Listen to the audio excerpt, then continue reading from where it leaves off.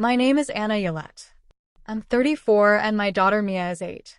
Last Christmas Eve, my mother and sister drove us out of a dinner Mia had been counting down to for 3 weeks.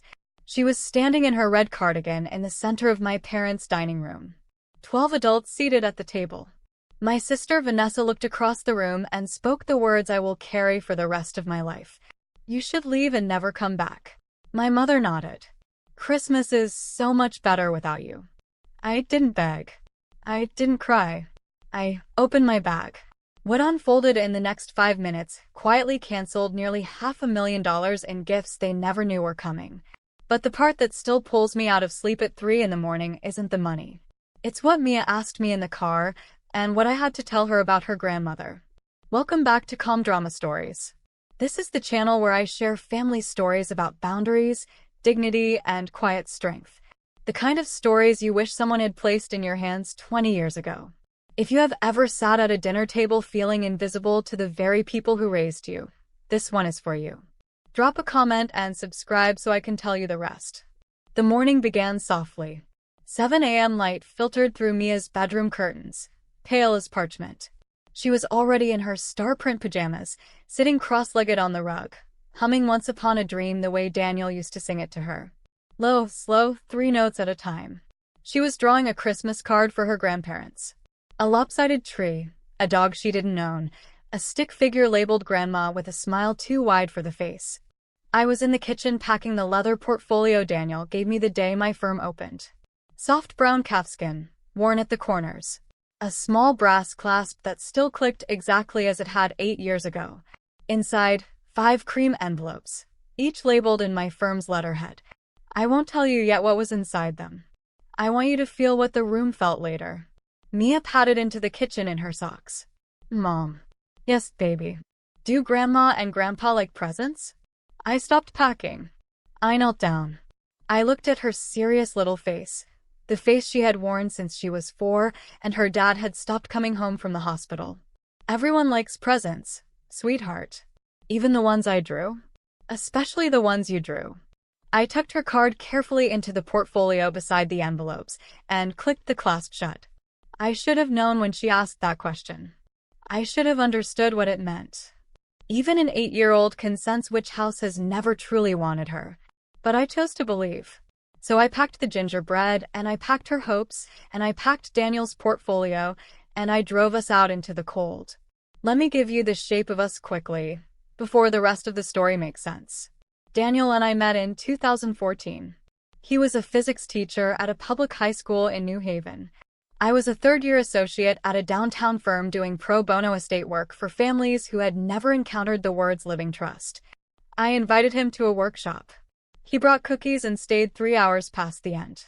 We married in 2017 at a barn in Litchfield County. Mia was born that December in a hospital room with snow on the windows. Daniel read a chapter of Charlotte's Web between contractions.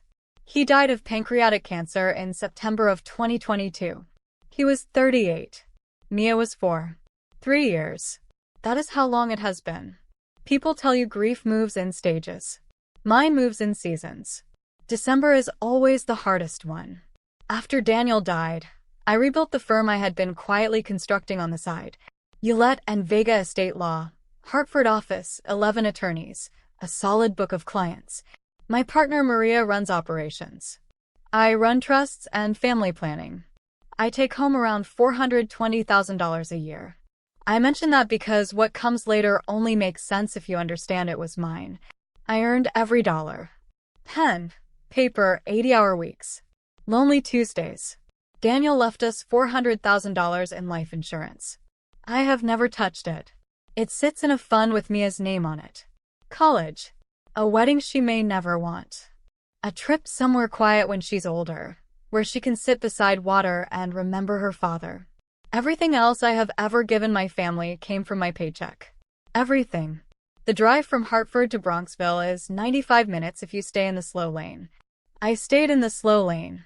Mia fell asleep before we reached New Haven, her chin tipped against the seatbelt, breath fogging a small circle on the window. The portfolio sat on the back seat beside her like a composed and patient passenger. I had texted my sister 3 days earlier. I wrote it carefully. If Mia gets overwhelmed at any point, I'll need to take her home. Please understand that isn't rudeness. That's her nervous system. Vanessa replied with a thumbs up. Nothing else. I told myself a thumbs up was acknowledgement. It wasn't. It was the kind of reply you send a stranger who texts you a wrong number. I had also booked a room. The Trakoi Hotel, 15 minutes from my parents' house. King bed, fireplace, 2 robes. I told the front desk I would check in by midnight, one way or the other. I told myself the room was insurance. I told myself I would not need it. I drove past the exit for Daniel's old high school. He had taught there for 11 years. There is a memorial bench in front of the science building with his name on it, paid for by 120 students who had pooled their allowance money in the spring he died. None of my family attended the dedication. My mother said the drive was too far. I always plan for the worst. It is not pessimism. It is preparation. It is what you learn when you have watched the person you love most fight a disease no one can outwork. You come to understand that the only thing standing between your child and the next disaster is your foresight. We pulled into the driveway at 4:15. 4 cars already there. Vanessa's white Range Rover. Wade's black pickup. Uncle Robert's old Cadillac, polished to a shine even against the snow. My parents' gray Volvo. Lights burning in every window. The Christmas tree was visible through the bay window, frost climbing the glass in feathered arcs. Mia stirred. Are we there, Mommy? We're here, baby. She looked at the house for a long moment.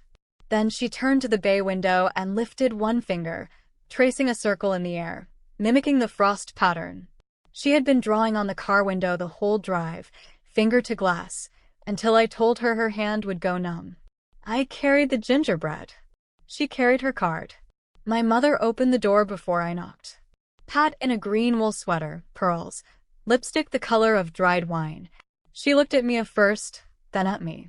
Something small shifted behind her eyes, the same small shift that has happened at this door for 3 Christmases now. Oh, you brought her. A pause. Of course you did. From the kitchen, Vanessa called. Did you bring the gingerbread? Mom hates the store-bought ones.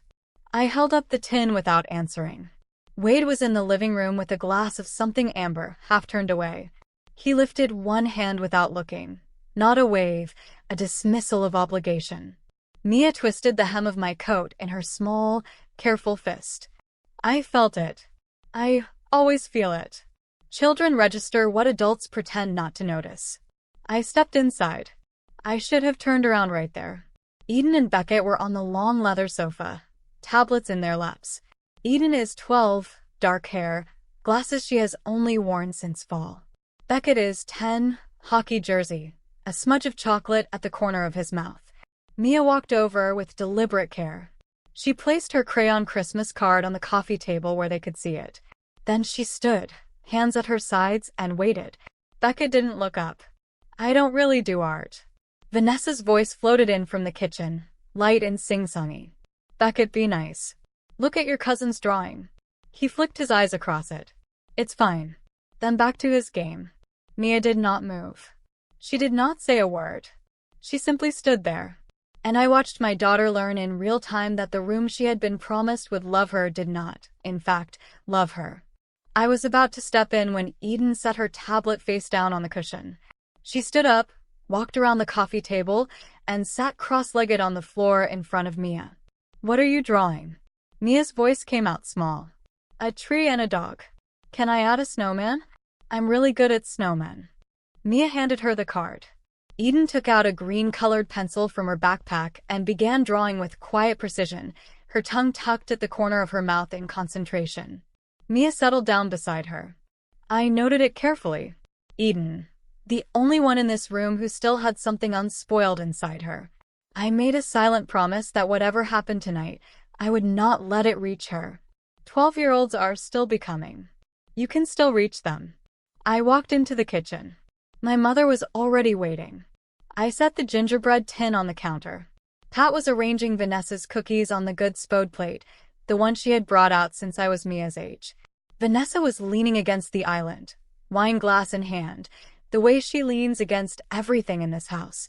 She belonged here. I was tolerated here. She didn't turn when she spoke.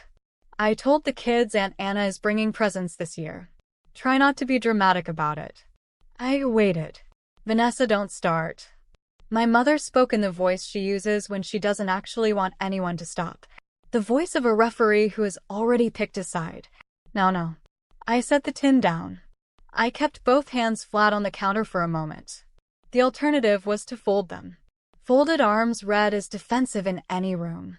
Mom. Vanessa. I kept my voice low. Mia is still settling in. Please don't comment on her quietness tonight. It's something she does. It's how she has been since her dad got sick. She doesn't need to be performed at. Pat turned around slowly. She set down the silver tongs.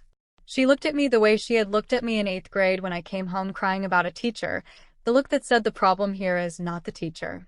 Anna, no one is concerned about Mia's quietness. A pause. We're concerned about your attitude. I closed the oven door slowly. It was easier than closing my mouth. Vanessa took a sip of wine and watched me over the rim the way a cat watches a bird it has already decided about. I turned and walked back toward the dining room. I was already counting the exits. Pat had handwritten name tags, calligraphy ink, cream cardstock, holly sprigs. She guided us into the dining room like a hostess at a charity gala. My tag was at the far end of the long table, in the corner, beside the empty chair of an uncle who had canceled 2 days prior. The seat directly across from mine was empty as well, a placeholder for a brother-in-law of Wade's who had never confirmed.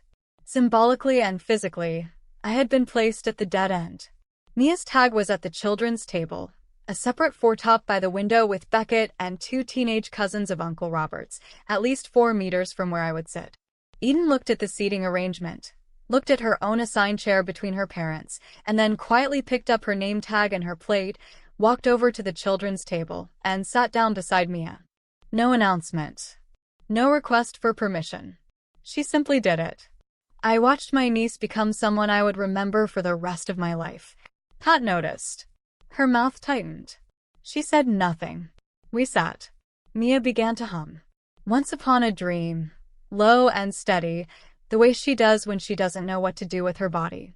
That melody had carried her through her father's hospice room.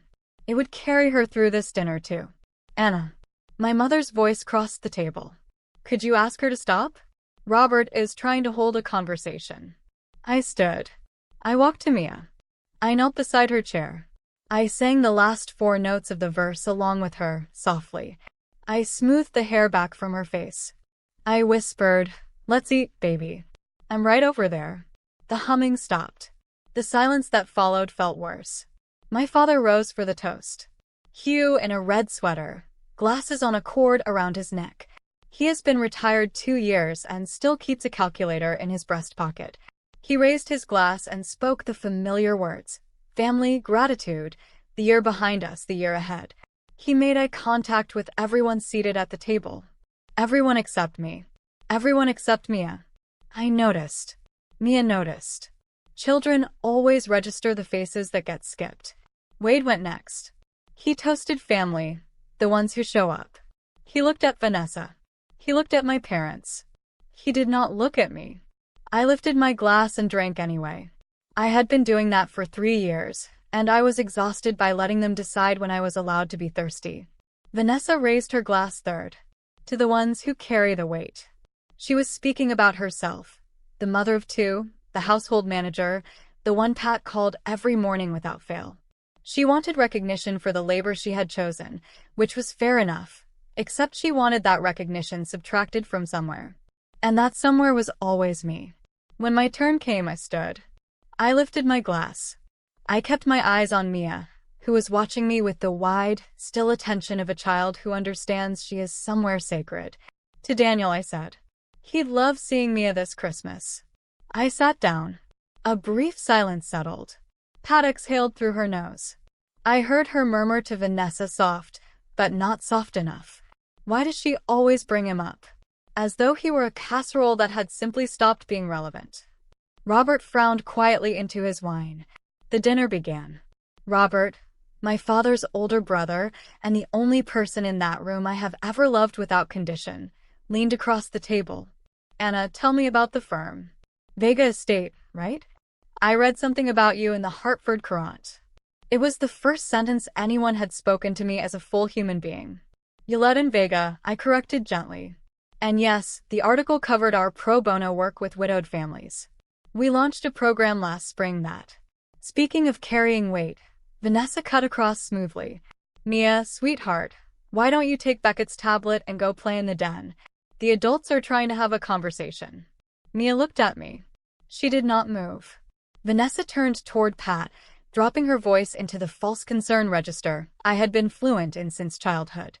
I told you this morning, Mom. Christmas is for real family, not distractions. The word dropped to the back of the table like a slow stone breaking still water. Distractions. Robert's eyebrows drew together. I set my fork down carefully, the way you set down something sharp when you've decided not to use it. Yet, Mia is real family, Vanessa. You know what I mean. I genuinely don't. Linda, Robert's wife, cleared her throat and said something quickly about the cranberry sauce. Homemade, 3 days, a recipe she kept close. The conversation lurched sideways. Robert held his gaze on me a beat longer than the moment called for. Something moved across his face that I would later name as regret. The regret of a decent man who realized, mid-bite, that his brother's house was colder than he had ever allowed himself to believe. The dinner resumed. My fork stayed down. The second course arrived. Roast turkey, glazed ham, 3 preparations of potato. Pat carved, as she always has. She had refused, the Christmas Daniel was dying, to let him sit at the head and carve the way he had every year since 2017. Hugh handles the meat in this family, she had declared. Daniel had laughed about it later, lying in our bed, too depleted to be wounded by it. Honey, your mother thinks I'm a guest at my own holidays. And then he had fallen asleep with my hand still in his. I was sitting inside that memory when Pat settled across from me and said, with the pleasant tone of someone recommending a supplement, "You know, Anna, you're only 34. You shouldn't let widowhood become your entire identity." I lifted my glass. I drank. I set it back down. It isn't an identity, Mom. It's a Tuesday morning when I miss him. She blinked, just briefly. Then she composed herself. Daniel was a good man. She paused. But he didn't build anything, Anna. You did. And you keep attaching your achievements to him. It's keeping you frozen. Wade smirked quietly into his wine. Vanessa parted her lips to add something. Wade's hand moved beneath the table. I caught the shift of his shirt cuff. Vanessa closed her mouth. Not yet, the gesture said. Wait. So, they had rehearsed this. The realization arrived cleanly, like a key finding its lock. I nearly told Pat that Daniel had built me, that every pillar holding up my firm had been forged by his hands at our kitchen table at midnight while I sat across from him crying over a case I'd lost. But she would never have grasped that, and I had stopped translating Daniel for her sometime in 2023. Mia reached across the table for the cranberry sauce. She was only trying to be helpful, you said? She wanted some on her turkey, and she was too proud to ask one of the cousins to pass the dish, because the cousins had not spoken to her all evening, and she had read that silence the way Daniel had taught her to read silences. So she rose halfway out of her seat, stretched her small arm across the children's table, and reached for the heavy crystal bowl. Her elbow caught the rim of her water glass first. The water tipped, then the bowl. Cranberry sauce spread across the white linen tablecloth in a slow, thick tide. A red continent on a white country. Eden gasped. Beckett laughed. Vanessa's voice cut across the room. Are you serious right now? Pat rose from her chair. Get her cleaned up, Anna. This is not her playroom. Mia went still. She had cranberry sauce on her cardigan. Her bottom lip trembled the way it does before tears come. But she did not cry. My daughter has not cried in public since she was 5. She learned, watching me at her father's funeral, what dignity looks like at any age. I crossed the room. I lifted her out of the chair. I held her against my hip even though she is 8 and nearly too big for it. It's okay, baby. I'm sorry, Mommy. Don't be sorry, sweetheart. It's just sauce. Sauce always washes out. I carried her toward the bathroom. Behind us, my sister was hissing at the housekeeper about the tablecloth. My mother was already on her phone. Wade was laughing at something Beckett had said. Nobody followed us. Nobody asked whether Mia was all right. The downstairs powder room had a marble basin Pat had brought back from Italy on a tour in 2018, a small detail she had mentioned every single time anyone had used that bathroom since. I set Mia down on the closed lid of the toilet. I ran a washcloth under warm water. She was still apologizing. I just wanted some cranberry. Mommy, I didn't mean to. I know, honey. I know. I dabbed gently at the red stain on her cardigan. It came out mostly. Daniel had bought her that cardigan 2 Christmases ago. He had chosen it alone on a chemotherapy day, in a small shop in West Hartford, because he had wanted her to have something soft from him, something she could grow into. I reached into the leather portfolio for a clean cotton handkerchief. My fingers grazed the edge of something else. Stiff paper. Folded. His letter. I had carried his letter inside this portfolio for 3 years. I had read it twice. The first time was the week after he died, when I found it tucked into the inside pocket, placed there months earlier, quietly, without a word to me. The second time was on Mia's 5th birthday, in the parking lot of a Target, because I had needed to remember who I was. I touched the edge of it now. I felt the brass clasp give its soft click. And for the first time in 3 years, I thought that maybe I needed to read it a third time, tonight after dinner, in the hotel room I had already reserved. Mommy, are we going home soon? Soon, baby. We'll go to the hotel. We'll have hot chocolate. We'll watch Frozen with marshmallows. With marshmallows? She nodded solemnly. She placed her small hand on the portfolio.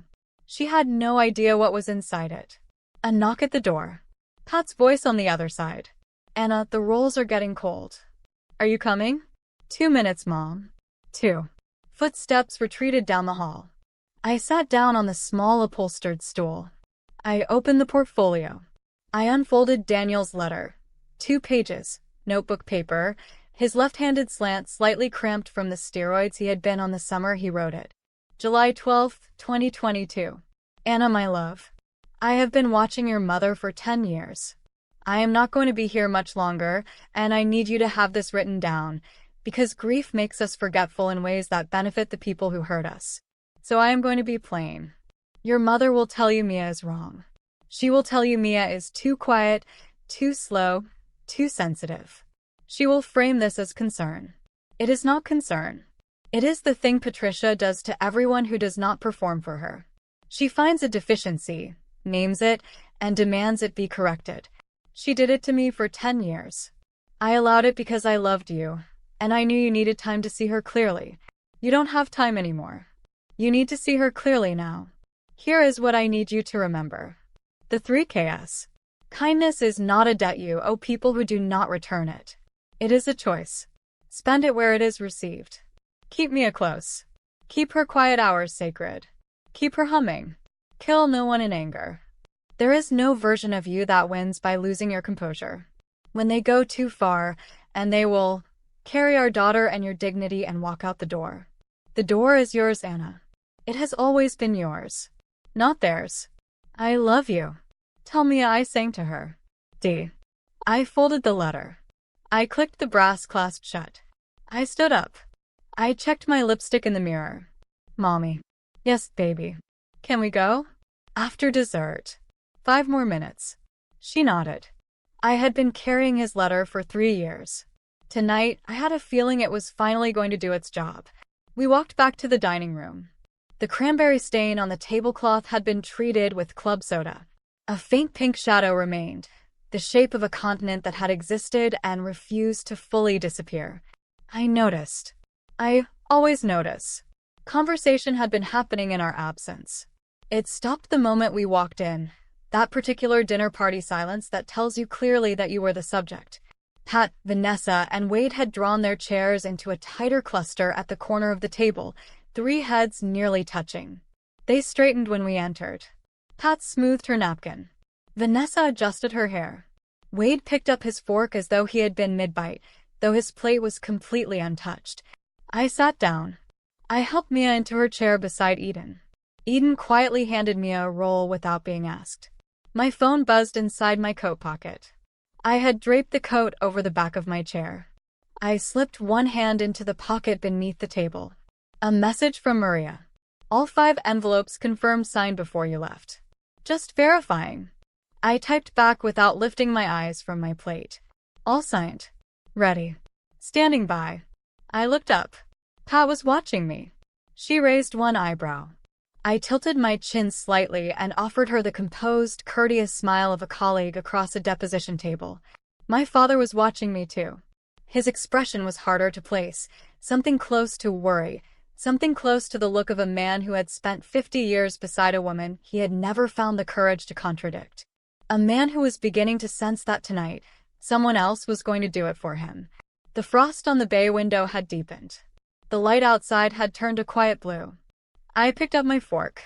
If you have ever sat at a table where someone you love is being discussed while they are still sitting in the room, you understand exactly how the air thickens. I want to hear from you. Have you ever stayed when every instinct told you to leave? Tell me in the comments. And if you're new here, please subscribe. This story does not end at the dinner table. The next 30 minutes are the reason I'm telling you any of this. Coffee was served. Pat brought out the gingerbread I had baked and arranged it on a Christmas plate. She did not mention that I had made it. Vanessa took 2 pieces. Wade took 3.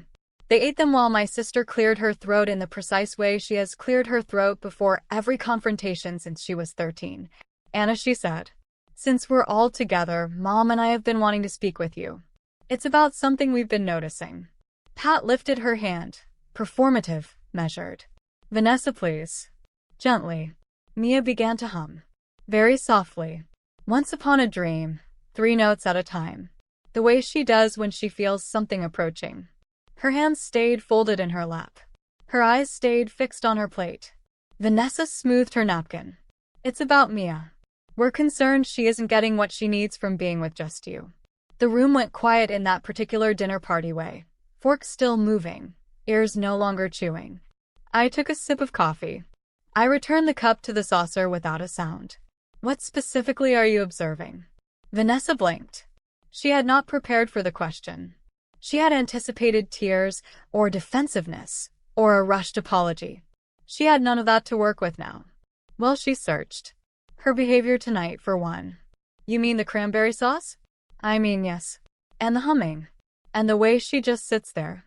Vanessa. I kept my voice even and unhurried. She is 8 years old.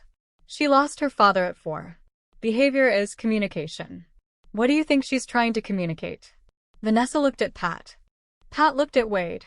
Wade picked up the conversation the way a relay runner receives a baton. Anna. Pat's voice now slower, heavier. The voice she once used to hand a middle schooler a discipline slip. Mom, she doesn't talk.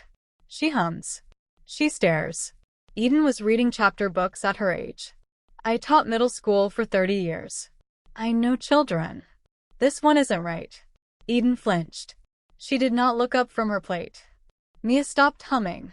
Her hands moved to the napkin in her lap and folded it twice, very deliberately, into a precise rectangle. I watched my daughter make herself smaller in real time, the way you watch a fire start in a kitchen you cannot reach. Wade nodded along. He had been waiting his entire adult life to nod at something Pat said. Just being honest, Anna. We've all noticed. All of you. I let the question settle. All of you have noticed. Robert and Linda were not nodding. Robert was studying his plate with the restrained fury of a man who had grown up in this house and spent 50 years learning not to fight inside it. Linda's hand had found Robert's wrist. Her grip was firm enough to whiten her knuckles. All of us who matter, Vanessa said quickly. Pat. Vanessa. Vanessa, what? Pat silenced her with a small, tight shake of the head. The kind that means not in front of witnesses, you fool. I filed it away. I turned to Mia. Baby, do you want to come sit next to me for dessert? She nodded. Eden helped her carry her plate across the room. Mia slid into the chair on my left and placed her small hand on my forearm. I looked back at my mother. Let me make sure I understand. You're saying Mia is behaviorally inadequate for this dinner table. Mia, who lost her father at 4, who is being evaluated by a pediatric neurologist at Yale, who tests in the 98th percentile on every cognitive measure. Pat's expression did one of its small recalibrations. I don't appreciate being put on trial, Anna. I am not putting you on trial. I am asking you to clarify a sentence. A sentence you said about my child while she is sitting in this room. Don't twist my words. I am repeating them. Hugh. My father looked up. He set his fork down. His mouth opened. His mouth closed. He looked at Pat. He looked at me. He looked at his plate. He lifted his fork again. Wade said, Anna, we are trying to help. You're being defensive. I almost laughed. When someone tells you that you are being defensive, what they almost always mean is that they have just thrown the first punch and are surprised to find you still standing. Wade. I kept my voice measured. What exactly is the help you are offering? He had no answer. He had only ever had a script. He reached for his wine. Vanessa leaned forward. She had recovered. She had reloaded. Help looks like this, Anna. We think Mia needs structure. We think you need to allow other people into her life. We think your grief is becoming her grief, and we think it is draining every gathering we have. Mia's small hand tightened on my forearm. I covered it with mine. I looked at my sister. I waited. She kept going. She had been carrying this speech in her chest for a year, and she could not stop herself now. Her cheeks were flushed. Her wine glass was empty. She had moved well past concern into the territory she had always felt most at home in. Grievance. At Easter, she wouldn't hug Mom. At the 4th of July, she sat under the table for 2 hours. At Thanksgiving, she didn't say a single word the whole meal. None of the cousins know what to do with her. She has been turning our family gatherings into pediatric therapy sessions for 3 years. I waited until she ran out of breath. Vanessa. Still calm. Still level. The voice I use in mediation rooms when opposing counsel decides to make it personal. She didn't hug Mom at Easter because Mom told her her hair looked unbrushed. She sat under the table on the 4th because Beckett threw a sparkler at her face and laughed. She didn't speak at Thanksgiving because every time she opened her mouth, someone corrected her grammar. Usually you. Vanessa's mouth parted. I kept going. Mia is being evaluated. I haven't shared the details with this family because I know exactly what would be done with them. I see now I was right to keep them close. Anna, you hide things. Family doesn't hide things. Mom, family doesn't weaponize things. That's why I didn't share. Wade, low in heart. If she has something, she needs treatment. Not coddling. Wade, I am her mother. I have a treatment plan. I have a doctor. I have a therapist. I do not need your insurance broker's opinion on my daughter's neurology. He flushed. He closed his mouth. Wade has never handled being told to close his mouth gracefully. He set his glass down too hard. The wine sloshed against the rim. Honestly, Anna, Daniel was always a little off too. Quiet. Awkward in groups. Maybe it's genetic. Maybe you should accept that and stop performing like everything is fine. The room went perfectly still. My hands, which had been resting on the table, went very quiet. I set my napkin down. I folded it once. I folded it again. I placed it beside my plate. Square. Mia did not understand all of it. She understood enough. She heard her father's name and the word off in the same sentence, in the mouth of a man she had been told to call uncle. She did not turn her head, but her small fingers tightened around mine beneath the table. I raised my eyes to Wade. Wade? What? Daniel was a high school physics teacher who could explain quantum entanglement to a 9-year-old. He coached the academic decathlon team to a state championship. He was the only person in this room who asked how I was doing after I lost a case in 2019, including you. Quiet is not awkward. Quiet is what people who actually listen sound like. I paused. You do not get to use his name that way. Not in front of his daughter. Not in front of his widow. Not ever. Vanessa. Anna. He said it on purpose. He didn't. Yes, he did. He said it deliberately. I know what deliberate looks like. I have been a lawyer for 10 years. Wade looked at his plate. He did not apologize. Vanessa reached for his hand. He pulled it back. The first hairline fracture in their alliance. I noted it. My father set his fork down. He had not been eating. He had been pushing a piece of potato around his plate in small, careful circles, the way he used to move numbers across a calculator when he was uncertain about a balance. He cleared his throat. Pat. His voice came out then. Pat, that's enough. Stop. The room turned toward him. Even Wade looked up. He has not raised his voice in this house, not in 40 years, not even in moments that demanded it. Pat turned her head a quarter of an inch. The look she gave him was the same look she had given him when he had wanted to take a position in California in 1987, and she had told him, simply, no. Hugh, you don't understand. This needs to be said. He held her gaze. 1 second. 2. 3. Then he dropped his eyes. He picked up his fork. He pushed his potato in its small, careful orbit. He did not speak again. I watched it. I catalogued it. I did not let it save him. I have been waiting for my father to speak up for me for 34 years. He has murmured on occasion. He has never once raised his voice. A murmur at the right moment is still only a murmur. A murmur is not a shield. A murmur does not stop a hand from coming down. I had learned that as a girl. I had allowed myself to forget it.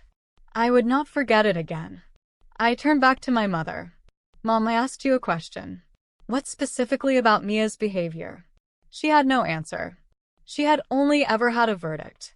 I let the silence sit. I have learned in courtrooms that silence is a precision instrument. People who are wrong cannot tolerate it. They will fill it. They will hand you the rest of the case if you give them enough room. Pat filled it. Anna, I taught for 30 years. I have seen every kind of child. Some children are simply off. There is nothing wrong with naming that. Naming it is the first step toward addressing it. I nodded slowly. Not in agreement, just enough for her to hear herself. Mom, listen to what you are actually describing. You are describing an 8-year-old who lost her father at 4. Her quietness is grief. Her humming is the song her father sang to her every night for 4 years. Her stillness is regulation. It is how her body keeps her safe in rooms that do not feel safe. You are not seeing a child. You are seeing an inconvenience to your evening. Eden, very softly. She's not an inconvenience. Vanessa snapped. Eden, eat. Eden's chin trembled. She picked up her fork. She set it back down. She began to cry, silent tears. A 12-year-old who had spent 3 years watching her mother be cruel to her aunt was now watching her mother be cruel to her cousin. She had finally recognized it as cruelty rather than simply the weather of this house. Linda drew her arm around Eden. Robert rose halfway from his chair, then settled back. 48 years of marriage to Linda had taught him when to defer. Pat said, Eden, compose yourself. Vanessa, half unraveling. You're making my daughter cry, Anna. I looked at Vanessa. No, Vanessa. You are. Vanessa stood up. She has never been able to lose an argument from a seated position. It is the one quality she shares with our mother, the conviction that physical height is moral high ground. She gripped her napkin in one fist. Wine had crept into the corner of her sleeve. She didn't notice. You know what, Anna? Fine. You want it plain? Here it is. Christmas is for real family, not distractions. And I am done pretending otherwise. You have turned every gathering into a memorial service for 3 years. We are exhausted. You can come back next year or not. But if you do, you come without that. She gestured toward Mia. That. She said it about my daughter. Pat. Vanessa, sit down. No, Mom. Breath. You should leave and never return. Take her. Take your sad widow performance. We are finished. The words arrived at the table like a plate dropped on stone. Robert sat with his mouth slightly open. Linda's hand had moved to her own throat. Mia's eyes were fixed on her grandmother's face, waiting to see whether Pat would stop it. Pat did not stop it. Pat exhaled slowly, the way you exhale when something you have long wanted to happen has finally arrived through someone else's mouth. So your hands stay clean. My own hands remained on the table. They did not tremble. They did not curl. They lay flat, palms down, fingertips resting lightly on the linen, the way a pianist's hands rest in the silence before the first chord. Mia looked up at me. I looked down at her. I smiled, small and steady, the way Daniel had smiled at me from his hospital bed in that final week. I am here. We are okay. Watch what Mommy does next. Pat exhaled once more. Then she said the thing that ended us forever. Vanessa shouldn't have put it quite like that. A pause. But honestly, Anna, Christmas is so much better without you. It has been quieter. Lighter. Every gathering since Daniel died has been heavier, because of you. We have all felt it. We simply haven't said it. Perhaps we should have said it sooner. There it was. The sentence Daniel had written to warn me about 3 years ago. Different words. Identical temperature. She will address this as concern. It is not concern. I did not flinch. I felt Mia's hand on my forearm. I felt the brass clasp of the leather portfolio against my hip where it hung from the back of my chair. I felt the cold radiating off the bay window behind my mother's head. I felt every dinner of my life arranging itself into a single weather system behind my breastbone. I stood. The chair scraped, one clean, precise sound. Mia stood too. Small and composed, her hands still in mine. I looked across the table at my mother, my sister, my brother-in-law. I spoke calmly, the way you announce that a meeting is concluded at the end of a negotiation that has gone precisely as expected. Okay, Vanessa. Okay? That's all you have to say. Vanessa, I'm leaving. But before we go, Vanessa, wait. Please sit. There is something we need to do together first. It will take 1 minute. They sat. Uncertain. They had braced themselves for tears. They were entirely unprepared for an agenda. I lifted the leather portfolio from the back of my chair and placed it on the table. The brass clasp clicked open in the silence the way a courtroom gavel strikes at the opening of a hearing. I removed the 5 envelopes. Cream stock, substantial paper, each one labeled in my firm's letterhead font. Each one with a name printed across the front in deep blue ink. My partner Maria's signature at the seal alongside mine. Today's date. I placed them on the tablecloth in a row, deliberate, evenly spaced, like exhibits. Mom. Dad. I touched the first envelope. $75,000. A new roof on this house and a medical fund for Dad's heart medication copays through 2027. Hugh's face drained of color. Pat's mouth open without sound. I touched the second. Vanessa. Wait. $120,000 to retire the mortgage on the Adirondack cabin, the one I co-signed for in 2022 when you couldn't qualify on your own. Wade made a sound low in his throat. Eden. I looked at my niece. Her eyes were glistening. $50,000. The next 2 years of tuition at Sacred Heart, wired directly to the bursar's office. Already arranged. Eden pressed her hand over her mouth. Beckett. $45,000. Tier 1 Summer Hockey Academy, plus equipment. Beckett looked at his father. His father did not look back.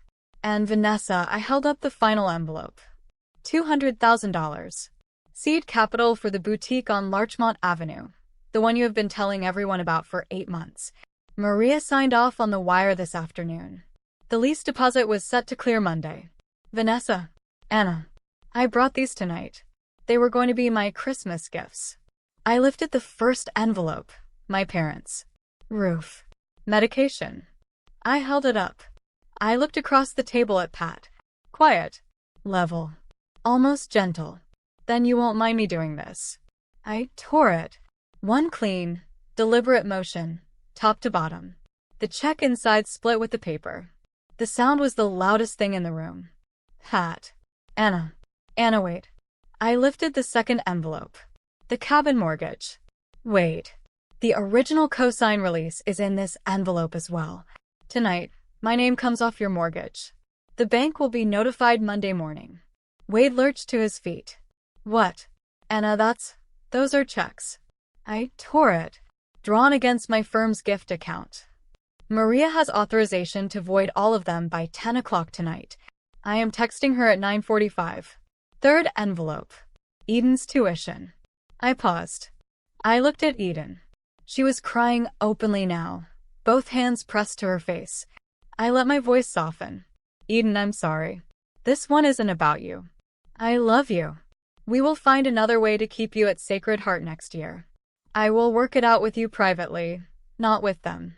Will you call me tomorrow? Eden nodded. Twice. Hard. I tore the envelope anyway, because Vanessa needed to feel it. Fourth envelope. Beckett's hockey. Gone. Fifth envelope. Vanessa's boutique. $200,000 of my money. Vanessa.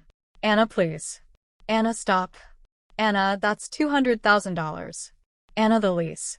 Anna, please. I held it up. Christmas is so much better without me. So is $200,000 without you. I tore it. The pieces drifted down onto the tablecloth. Several of them settled on the cranberry stain the housekeeper had worked to lift earlier. The stain was still faintly pink under the light. I looked at it. I understood it suddenly, the way you understand a metaphor the moment it stops being one. What I had been trying to scrub clean at this table for 3 years was never going to come out. Pat rose from her chair. It tipped back and caught against the wall. Her hand went to the nape of her neck. Anna, please, the roof. Your father, he needs Anna, please. We can talk about this. We can fix this. Vanessa was crying with her entire face. The beautiful crying. The kind she had perfected at 23 to hold on to a man who had been trying to leave. I didn't mean leave forever. Anna, please. The cabin. Wade is going to Anna, please. Wade was pacing the length of the dining room. Anna. The lease. The boutique. The wire. You signed those. There are obligations. We had plans built around that. Wade. I did not raise my voice. I never raised my voice. You built plans around my money. That is not the same thing as an obligation. I took out my phone. I checked the time. 9:43 p.m. I typed, Maria. Void all 5. Confirm by 10. I sent it. The phone vibrated almost immediately. Confirmed. Voiding now. Hugh. Broken. Anna. I turned to my father. I had not looked at him fully since dinner began. I gave him the only sentence he was ever going to receive from me on this matter. Dad. You whispered. You should have shouted. He sat down. He did not cry. He looked like a man who had just calculated the true cost of 40 years of silence. The frost on the bay window had deepened over the last hour. Outside, the snow had grown heavier and steady. Inside, an entire ecosystem had collapsed in 11 minutes. The only sounds in the room now were Vanessa sobbing and Wade murmuring numbers under his breath, pacing the same stretch of floor. Robert stood up. He placed his hand on Mia's shoulder, gently and without ceremony, and gave me a single nod. Anna. I am so sorry. I picked up Daniel's leather portfolio. I clicked the brass clasp shut. I took Mia's hand. We walked past the table. Past Pat, who sat with both palms pressed flat against the cloth, knuckles white, mouth half open, words gone. Past Vanessa, her head buried in her crossed arms. Past Wade, still pacing, still counting. Past my father, who would not raise his eyes from the table. Eden stood up from the children's table.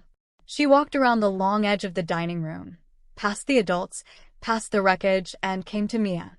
She knelt down. She wrapped both arms around her cousin and held her for a long, unhurried moment. Then she whispered something into Mia's ear, something I will never know the whole of. Mia nodded twice. Eden kissed the top of her head. I touched Eden's shoulder. You're a good person, Eden. You always have been. My door is open to you, always. Call me any time, day or night, and I will pick up. She nodded. She didn't trust her voice enough to use it. I walked us to the front closet. I lifted Mia's small red cardigan from its hanger. I lifted my wool coat. I helped her into hers and pulled mine on. At the front door, I turned back once. The room had not shifted. They were all exactly where I had left them, like pieces remaining on a board after the player has risen and walked away. I spoke quietly, mostly to myself, but with enough voice for the room to catch it. Daniel told me once, carry our daughter and your dignity. Walk out. The door is yours, not theirs. I closed the door behind us. In the car, before I had even started the engine, Mia began to hum. Once Upon a Dream. Soft and steady, 3 notes at a time. It was the most peaceful sound I had heard all day. I drove south on 95 in the slow lane. Snow fell in a steady, quiet curtain. Mia hummed for 20 minutes and then stopped. Mommy. Yes, baby. Was Grandma sad because of me? I pulled onto the shoulder. I put the car in park. I turned around in my seat and looked at my daughter's small, steady, serious face. The face she had worn all evening. The face she had been wearing since she was 4. The face I had been guarding from this exact question for 3 years. Mia, listen to me. Okay. Grandma was never sad because of you. Grandma was sad because of herself. Those are not the same thing. And it is not your job to fix it. Not now. Not when you're older. Not ever. Do you understand? She considered it. The considering took a moment. Okay. A pause. Mommy, can we have hot chocolate at the hotel now? Yes, baby. Absolutely yes. She nodded, satisfied. She turned forward in her booster seat and looked out at the snow. She lifted her hand to the glass and drew a small circle with one finger, tracing the frost the way she had traced it on the bay window hours earlier. I pulled back onto the highway. In the hotel room, we lit the gas fireplace.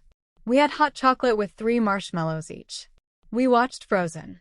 Mia fell asleep against my arm at the moment Anna closes the door behind her. It felt like a fitting place to land. I held her for a full hour before I allowed myself to cry. It has been 1 year. We have not gone back. Pat sent 2 letters, one bitter, one carefully composed for an audience she imagined I would show it to. I keep them both unopened, inside Daniel's portfolio. The way you preserve evidence. Eden visits twice a month. Mia's evaluation came back. Highly intelligent. Sensory sensitive. Profoundly creative. She still hums. Robert tells me the cranberry stain on my mother's tablecloth never fully came out. I think about that sometimes. About what washes clean and what doesn't. About how the people who spend years telling you that you don't belong are almost always the ones most frightened by what your absence will actually cost them.